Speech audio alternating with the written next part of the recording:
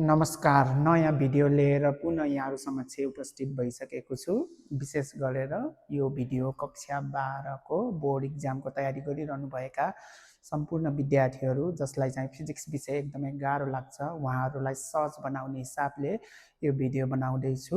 कृपया मेरो भिडियो यहाँहरुलाई मन पर्यो भने लाइक, कमेन्ट, शेयर र सब्स्क्राइब गर्न नबिर्सनु होला। अब ढिला नगरिकन आजको विषयवस्तु प्रवेश गर्न चाहन्छु। आजको टपिक रहेको छ सुपरकन्डक्टर्स। सुपरकन्डक्टर्स भनेको के हो? सुपरकन्डक्टर्सले कस्ता प्रकारका प्रोपर्टिज देखाउँछ र सुपरकन्डक्टरको ग्राफ कस्तो हुन्छ त्यसको बारेमा चाहिँ डिस्कस गर्न गइरहेको छु। Those materials whose resistivity suddenly falls to zero if they are cooled sufficiently very low temperature are called superconductors.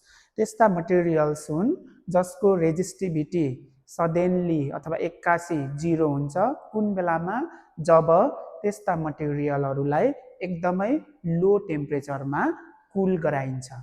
For example, if mercury is cooled below the temperature 4.2 Kelvin, then it becomes superconductors. So, the mercury लाई हामीले 4.2 Kelvin भन्दा तलको टेम्परेचरमा चिसायौं भने मर्करीले आफ्नो normal state छोड्छ र सुपरकन्डक्टर बन्छ जहाँ मर्करीको रेजिस्टिभिटी 0 हुन्छ। त्यसैले त्यो नर्मल स्टेटलाई सुपरकन्डक्टिङ स्टेटमा छुट्याउनको लागि जुन टेम्परेचर चाहिन्छ त्यो टेम्परेचरलाई क्रिटिकल टेम्परेचर भनिन्छ। त्यसैले the temperature which distinguishes the normal state of material from its superconducting state is called critical temperature. For example, if a mercury is cooled below the temperature 4.2 Kelvin, it becomes superconductor.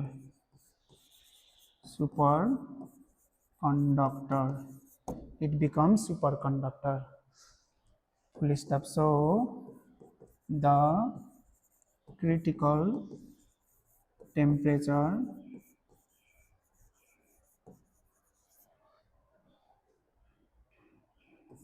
Tc is equal to 4.2 Kelvin for mercury. Mercury को लागि critical temperature को value 4.2 Calvin हुन्छ। यो 4.2 Calvin भन्दा तलको टेम्परेचरमा मर्करीलाई चिसो बनायौं भने यसले सुपरकन्डक्टिङ बिहेभियर देखाउँछ। त्यस्तै गरेर अरु मटेरियलहरु जस्तै लीडको पनि हुन्छ, त्यस्तै अरु मटेरियलहरुको पनि क्रिटिकल टेम्परेचर मेन्सन गरिएको हुन्छ। अब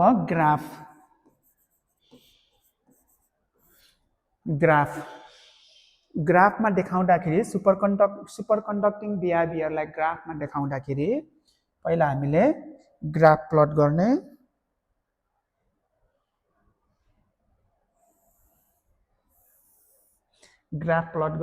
ग्राफमा यहाँ बीचमा 0 राख्ने, एक्स एक्सिस तिर टेम्परेचर ल्याउने, वाई एक्सिस तिर रेजिस्टिभिटी ल्याउने,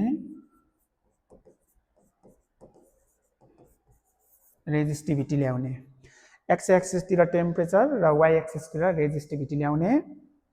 अनि टेम्परेचर घटाउँदै जाँदा सुरुमा रेजिस्टिभिटी पनि घट्दै जान्छ। यसरी टेम्परेचर घटाउँदै जाँदा रेजिस्टिभिटी पनि घट्दै जान्छ र यस्तो अवस्था आउँछ रेजिस्टिभिटी चाहिँ सडनली केमा ड्रप हुन्छ, 0 मा ड्रप हुन्छ।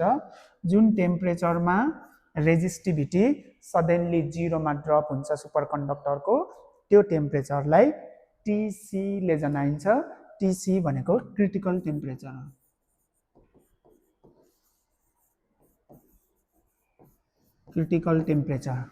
यो क्रिटिकल टेम्परेचर भन्दा यतातिरको अगाडितिरको नर्मल स्टेट भयो। क्रिटिकल टेम्परेचर भन्दा यतातिरको चाहिँ सुपरकन्डक्टिङ स्टेट भयो।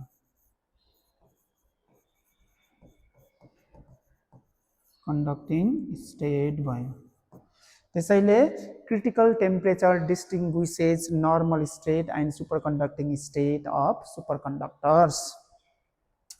र यसको फिगरको नाम चाहिँ सुपरकन्डक्टिङ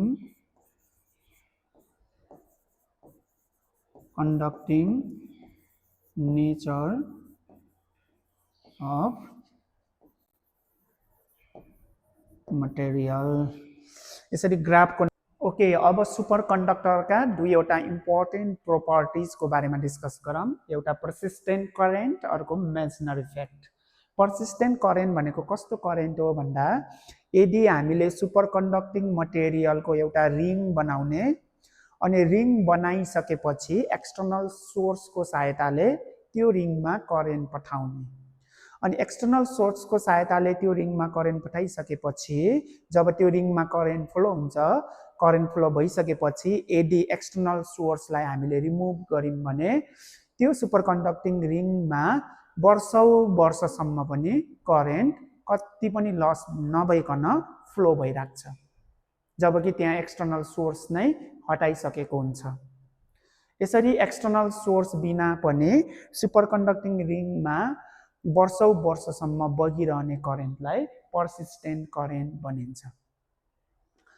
अनि अर्को मेजनर इफेक्ट भनेको फेरि सुपरकन्डक्टिङ मटेरियललाई हामीले म्याग्नेटिक फिल्डमा